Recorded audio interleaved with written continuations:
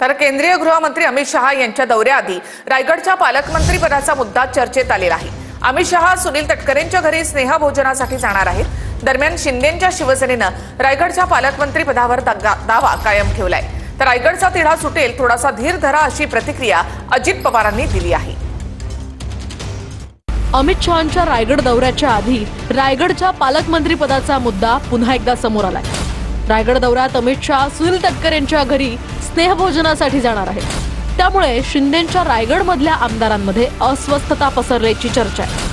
अमित शहांनी तटकरेंच्या घरी स्नेहभोजन केलं तरीही रायगडचं पालकमंत्री पद आपल्यालाच मिळेल अशी आशा शिंदेंच्या आमदारांनी व्यक्त केली आहे। दरम्यान अजित पवारांनी मात्र यावरून टोला लगावलाय।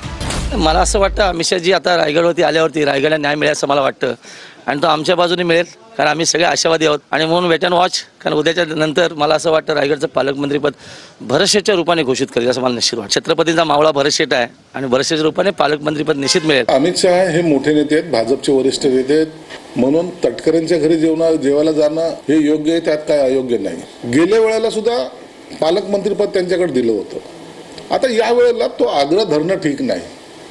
ज्या ठिकाणी शिवसेनेचे आमदार जास्त आहे आणि ती मागणी आहे, तो मला वाटतं हा तिढा आता सुटेल आणि पालकमंत्रीपद हे आमच्याकडे येईल अशी आम्हाला खात्री आहे। काळजी करू नका, जरी नाशिक रायगडचा तिढा सुटलेला नसला तरी काम चाललेलं आहे। निधी दिलेला आहे, दोन्हीकडे निधी वाढवलेला आहे। 22,000 कोटी रुपयाची सगळीकडे तरतूद केलेली आहे। सुटेल, थोडासा धीर धरा, धीरे धीरे।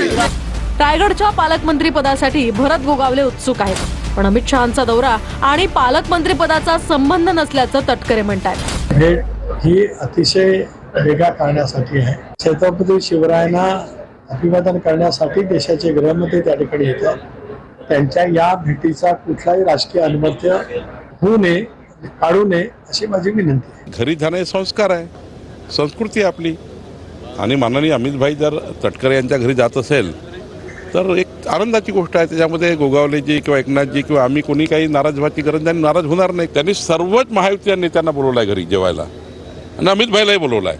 त्यामुळे मला असं वाटतं याच्यामध्ये पॉलिटिकल कुठलाही त्या ठिकाणी विचार करू नये। केंद्राचा एवढा मोठा माणूस एखाद्या पालकमंत्री पदाकरता या गोष्टी करतील, तिथे योगायोगाने तटकरे साहेब एक खासदार आहे, तर खासदाराच्या घरी एखाद्या वेळेस त्यांच्या मतदारसंघात कार्यक्रम असल्यामुळे ते जेवणाला जात असतील, पण आमचे तिघही नेते हे सक्षम आहे पालकमंत्री पदाच्या निवडा करण्याकरता। त्यामुळे मला नाही वाटत की एवढ्या मोठ्या नेत्याला आम्ही हा त्रास देऊ।